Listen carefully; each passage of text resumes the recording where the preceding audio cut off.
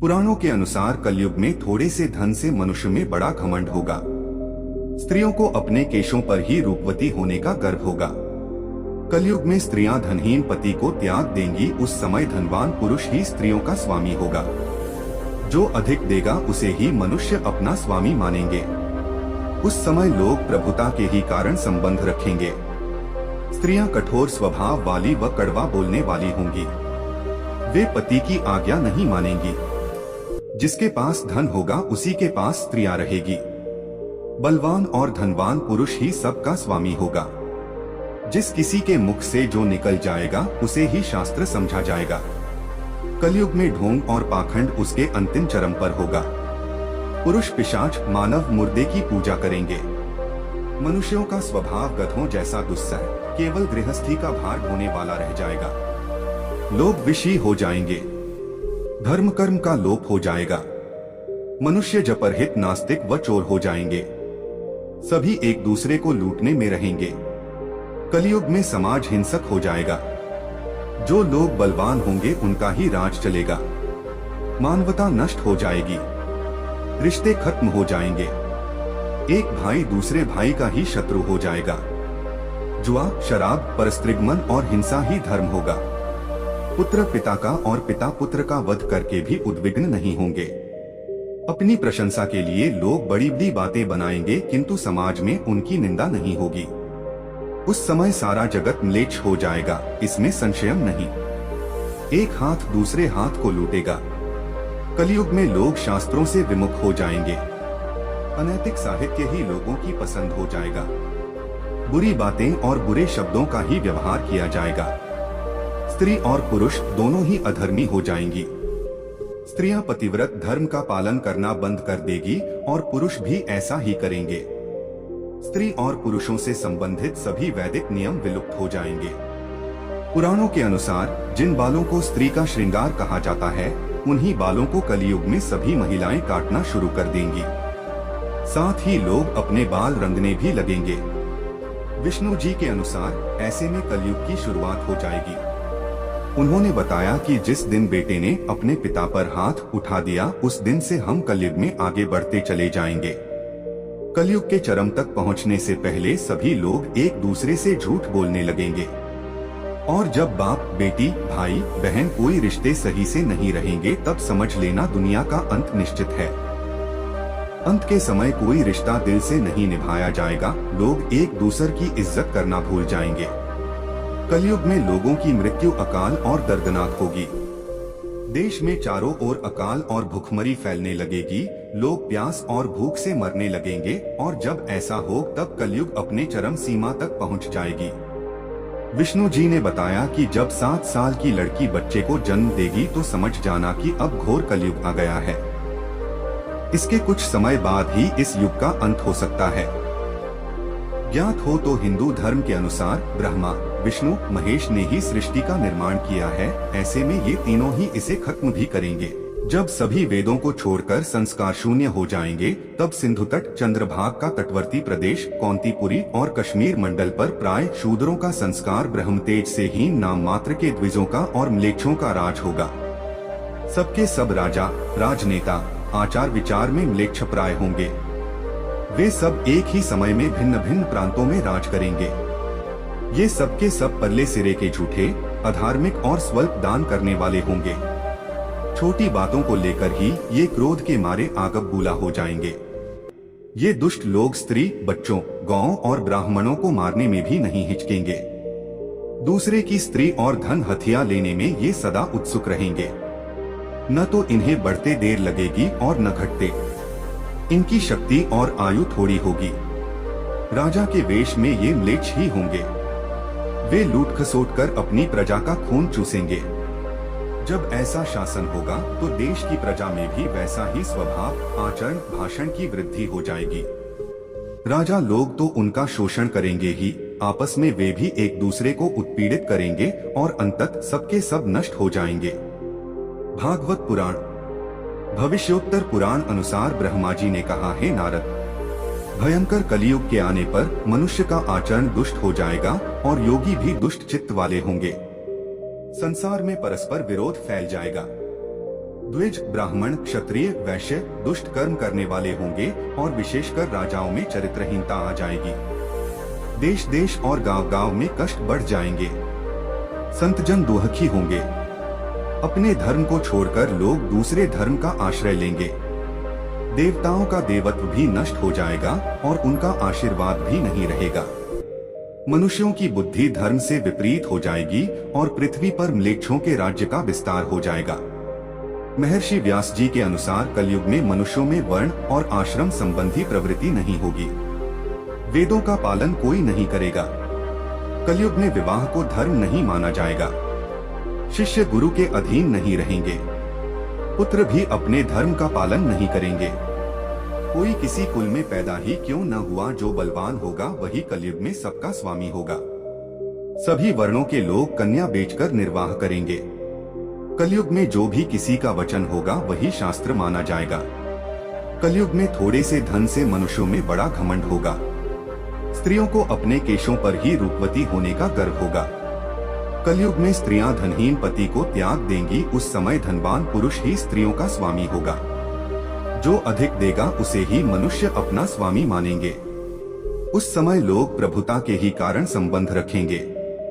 द्रव्य राशि घर बनाने में ही समाप्त हो जाएगी। इससे दान पुण्य के काम नहीं होंगे और बुद्धि धन के संग्रह में ही लगी रहेगी। सारा धन उपभोग में ही समाप्त हो जाएगा। कलयुग की स्त्रियां अपनी इच्छा के अनुसार आचरण करेंगी। हाव भाव विलास में ही उनका मन लगा रहेगा। अन्याय से धन पैदा करने वाले पुरुषों में उनकी आसक्ति होगी। कलयुग में सब लोग सदा सबके लिए समानता का दावा करेंगे। कलयुग की प्रजा बाढ़ और सूखे के भय से व्याकुल रहेगी। सबके नेत्र आकाश की ओर लगे रहेंगे। वर्षा न होने से मनुष्य तपस्वी लोगों की तरह फल मूल पत्ते खाकर और कितने ही आत्मघात कर लेंगे। कलयुग में सदा अकाल ही पड़ता रहेगा। सब लोग हमेशा किसी न किसी कलेशों से घिरे रहेंगे। किसी किसी तो थोड़ा सुख भी मिल जाएगा। सब लोग बिना स्नान करे ही भोजन करेंगे। देव पूजा, अतिथि सत्कार, श्राद्ध और तर्पण की क्रिया कोई नहीं करेगा। कलयुग की स्त्रियां लोभी, नाटी, अधिक खाने वाली और मंद भाग्य वाली होंगी। गुरुजनों और पति की आज्ञा का पालन नहीं करेंगी तथा पर्दे के भीतर भी नहीं रहेंगी। अपना ही पेट पालेंगी, क्रोध में भरी रहेंगी। देह शुद्धि की ओर ध्यान नहीं देंगी तथा असत्य और कटु वचन बोलेंगी। इतना ही नहीं, वे दुराचारी पुरुषों से मिलने की अभिलाषा करेंगी। ब्रह्मचारी लोग वेदों में कहे गए व्रत का पालन किए बिना ही वेदाध्यापन करेंगे। गृहस्थ पुरुष न तो हवन करेंगे न ही सत्पात्र को उचित दान देंगे। वनों में रहने वाले वन के कंदमूल आदि से निर्वाह न करके ग्रामीण आहार का संग्रह करेंगे और सन्यासी भी मित्र आदि के स्नेह बंधन में बंधे रहेंगे। कलयुग आने पर राजा प्रजा की रक्षा न करके बल्कि कर के बहाने प्रजा के ही धन का अपहरण करेंगे। अधम मनुष्य संस्कारहीन होते हुए भी पाखंड का सहारा लेकर लोगों ठगने का काम करेंगे। उस समय पाखंड की अधिकता और अधर्म की वृद्धि होने से लोगों की आयु कम होती चली जाएगी। उस समय 5, 6 अथवा 7 वर्ष की स्त्री और 8, 9 या 10 वर्ष के पुरुषों से ही संतान होने लगेंगी। घोर कलयुग आने पर मनुष्य 20 वर्ष तक भी जीवित नहीं रहेंगे। उस समय लोग मंदबुद्धि, व्यर्थ के चिन्ह धारण करने वाले, बुरी सोच वाले होंगे। लोग ऋण चुकाए बिना ही हड़प लेंगे तथा जिसका शास्त्र में कहीं विधान नहीं है ऐसे यज्ञों का अनुष्ठान होगा। मनुष्य अपने को ही पंडित समझेंगे और बिना प्रमाण के ही सब कार्य करेंगे। तारों की ज्योति फीकी पड़ जाएगी, 10 दिशाएं विपरीत होंगी। पुत्र पिता को तथा बहुएं सास को काम करने भेजेंगी। कलयुग में समय के साथ साथ मनुष्य वर्तमान पर विश्वास करने वाले, शास्त्र ज्ञान से रहित, दंभी और अज्ञानी होंगे। जब जगत के लोग सर्वभक्षी हो जाएं, स्वयं ही आत्मरक्षा के लिए विवश हो तथा राजा उनकी रक्षा करने में असमर्थ हो जाएंगे, तब मनुष्यों में क्रोध लोभ की अधिकता हो जाएगी। कलयुग के अंत के समय बड़े बड़े भयंकर युद्ध होंगे, भारी वर्षा, प्रचंड आंधी और जोरों की गर्मी पड़ेगी। लोग खेती काट लेंगे, कपड़े चुरा लेंगे, पानी पीने का सामान और पेटियां भी चुरा ले जाएंगे। चोर अपने ही जैसे चोरों की संपत्ति चुराने लगेंगे। हत्यारों की भी हत्या होने लगेगी। चोरों से चोरों का नाश हो जाने के कारण जनता का कल्याण होगा। युगांत काल में मनुष्यों की आयु अधिक से अधिक 30 वर्ष की होगी। मनुष्य की औसत केवल 20 या 30 वर्ष होगी। जिस समय कल की अवतार आएंगे, चारों वर्णों के लोग शूद्रों होने के समान हो जाएंगे। गायें भी बकरियों की तरह छोटी छोटी और कम दूध देने वाली हो जाएगी। कलयुग के अंत में संसार की ऐसी दशा होगी कि अन्न नहीं उगेगा। लोग मछली मांस ही खाएंगे और भेड़ व बकरियों का दूध पिएंगे। गाय तो दिखना भी बंद हो जाएगी, होगी तो वह बकरी समान होगी। एक समय ऐसा आएगा जब जमीन से अन्न उपजना बंद हो जाएगा, पेड़ों पर फल नहीं लगेंगे। धीरे धीरे ये सारी चीजें विलुप्त हो जाएंगी। गाय दूध देना बंद कर देगी। स्त्रियां कठोर स्वभाव वाली व कड़वा बोलने वाली होंगी। वे पति की आज्ञा नहीं मानेंगी। जिसके पास धन होगा उसी के पास स्त्रियां रहेगी। मनुष्यों का स्वभाव गधों जैसा दुस्सह, केवल गृहस्थी का भार ढोने वाला रह जाएगा। लोग विषयी हो जाएंगे। धर्म कर्म का लोप हो जाएगा। मनुष्य जपरहित, नास्तिक व चोर हो जाएंगे। सभी एक दूसरे को लूटने में रहेंगे। कलयुग में समाज हिंसक हो जाएगा। जो लोग बलवान होंगे उनका ही राज चलेगा। मानवता नष्ट हो जाएगी। रिश्ते खत्म हो जाएंगे।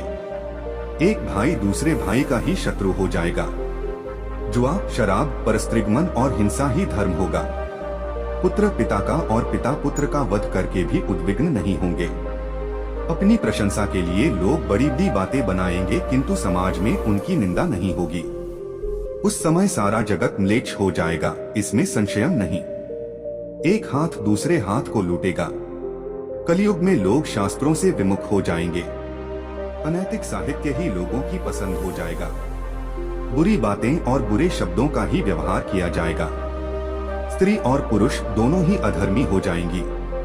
स्त्रियां पतिव्रत धर्म का पालन करना बंद कर देगी और पुरुष भी ऐसा ही करेंगे। स्त्री और पुरुषों से संबंधित सभी वैदिक नियम विलुप्त हो जाएंगे। ज्योतिष और पौराणिक ग्रंथों में युग का मान अलग अलग है।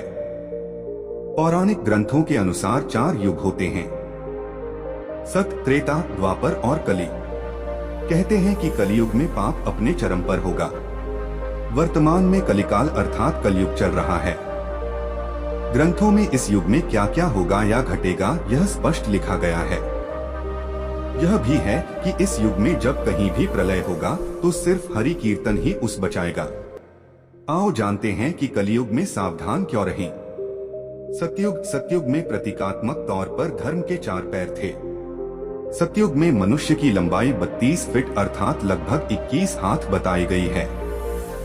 इस युग में पाप की मात्रा 0 विश्वा अर्थात 0% होती है। पुण्य की मात्रा 20 विश्वा अर्थात 100% होती है। राजा हरिश्चंद्र हुए थे। हरिश्चंद्र ने सत्य के लिए खुद के परिवार और अंत में खुद का बलिदान भी दे दिया था। त्रेतायुग में धर्म के 3 पैर थे। इस युग में मनुष्य की लंबाई 21 फीट अर्थात लगभग 14 हाथ बताई गई है। इस युग में पाप की मात्रा 5 विश्वा अर्थात 25% होती है और पुण्य की मात्रा 15 विश्वा अर्थात 75% होती है। इस युग में विष्णु का वामन और राम अवतार हुआ था। असुर राज बाली ने 3 पग में धरती दान कर दी, जबकि राक्षस राज रावण से सीता का अपहरण करने के बाद उन्हें छुआ तक नहीं। द्वापर में धर्म के 2 पैर ही रहे। इस युग में मनुष्य की लंबाई 11 फीट अर्थात लगभग 7 हाथ बताई गई है। इस युग में पाप की मात्रा 10 विश्वा अर्थात 50% होती है, जबकि पुण्य की मात्रा 10 विश्वा अर्थात 50% होती है। मतलब यह कि इस युग में आधे मनुष्य पापी और आधे पुण्यात्मा थे। इसी युग में महाभारत का युद्ध हुआ था। यह युद्ध धर्म युद्ध ही था। कृष्ण ने धर्म की रक्षा की थी। कलयुग द्वापर में 2 पैर और अब कलिकाल में धर्म के पैरों का कोई नामो निशान नहीं है। धर्म अब पंगु बन गया है। इस युग में मनुष्य की औसत लंबाई 5 फीट 5 इंच अर्थात लगभग 3.5 हाथ बताई गई है। इस युग में धर्म का सिर्फ 1/4 अंश ही रह जाता है। इस युग में पाप की मात्रा 15 विश्वा अर्थात 75% होती है, जबकि पुण्य की मात्रा 5 विश्वा अर्थात 25% होती है। लेकिन वर्तमान में देखा जा रहा है कि कलिकाल अपने चरम पर है। यह जो 25% पुण्य की मात्रा बताई गई है, यह अब कहीं भी नजर नहीं आती है। महज 5% ही पुण्य कहीं बचा होगा। अब तो चारों तरफ पाप ही पाप नजर आता है। आओ जानते हैं कैसे। कलयुग का वर्णन करते हुए श्री कृष्ण कहते हैं कि कलयुग में ऐसे लोगों का राज्य होगा जो दोनों ओर से शोषण करेंगे, बोलेंगे कुछ और करेंगे कुछ, मन में कुछ और कर्म में कुछ। ऐसे ही लोगों का राज्य होगा। इसी प्रकार कलयुग में ऐसे लोग रहेंगे जो बड़े ज्ञानी और ध्यानी कहलाएंगे। वे ज्ञान की चर्चा तो करेंगे, लेकिन उनके आचरण राक्षसी होंगे। बड़े पंडित और विद्वान कहलाएंगे, किंतु वे यही देखते रहेंगे कि कौन सा मनुष्य मरे और हमारे नाम से संपत्ति या पद कर जाए। कलयुग का मनुष्य शिशुपाल हो जाएगा। कलयुग में बालकों के लिए ममता के कारण इतना करेगा कि उन्हें अपने विकास का अवसर ही नहीं मिलेगा। मोहमाया में ही घर बर्बाद हो जाएगा। किसी का बेटा घर छोड़कर साधु बनेगा तो हजारों व्यक्ति दर्शन करेंगे, किंतु यदि अपना बेटा साधु बनता होगा तो रोएंगे कि मेरे बेटे का क्या होगा। इतनी सारी ममता होगी कि उसे मोहमाया और परिवार में ही बांध कर रखेंगे और उसका जीवन वहीं खत्म हो जाएगा। अंत में बेचारा अनाथ होकर मरेगा। 3. कलयुग में धनाढ़ लोग लड़के लड़की के विवाह में, मकान के उत्सव में, छोटे बड़े उत्सवों में तो लाखों रुपए खर्च कर देंगे, परंतु पड़ोस में ही यदि कोई भूखा प्यासा होगा तो यह नहीं देखेंगे कि उसका पेट भरा है या नहीं। उनका अपना ही सगा भूख से मर जाएगा और वे देखते रहेंगे। दूसरी ओर मौज मदिरा, मांस भक्षण, सुंदरता और व्यसन में पैसे उड़ा देंगे, किंतु किसी के 2 आंसू पोंछने में उनकी रुचि न होगी। कलयुग में मानव का मन नीचे गिरेगा, उसका जीवन पतित होगा। यह पतित जीवन धन की शिलाओं से नहीं रुकेगा, नहीं सत्ता के वृक्षों से रुकेगा, किंतु हरि नाम के एक छोटे से पौधे से, हरि कीर्तन के एक छोटे से पौधे से मनुष्य जीवन का पतन होना रुक जाएगा। पुराणों में लिखा है कि जो व्यक्ति संगठन या समाज वेद विरुद्ध आचरण कर भारत की धार्मिक और सांस्कृतिक एकता को खंडित करेगा, उसका आने वाले समय में समूल नाश हो जाएगा। पुराणकार मानते हैं कि जैसे जैसे कलयुग आगे बढ़ेगा, वैसे वैसे भारत की गद्दी पर वेद विरोधी लोगों का शासन होने लगेगा। ये ऐसे लोग होंगे जो जनता से झूठ बोलेंगे और अपने कुतर्कों द्वारा एक दूसरे की आलोचना करेंगे और जिनका कोई धर्म नहीं होगा। ये सभी विधर्मी होंगे। ये सभी मिलकर भारत को तोड़ेंगे और अंततः भारत को एक अराजक भूमि बनाकर छोड़ देंगे। ज्यों-ज्यों घोर कलयुग आता जाएगा, त्यों-त्यों सौराष्ट्र, अवंती, अधीर, शूर, अर्बुद और मालव देश के ब्राह्मणगण संस्कार शून्य हो जाएंगे तथा राजा लोग भी शूद्रतुल्य हो जाएंगे। अपनी तुच्छ बुद्धि को ही शाश्वत समझकर कुछ मूर्ख ईश्वर की तथा धर्म ग्रंथों की प्रामाणिकता मांगने का दुस्साहस करेंगे। इसका अर्थ है कि उनके पाप जोर मार रहे हैं।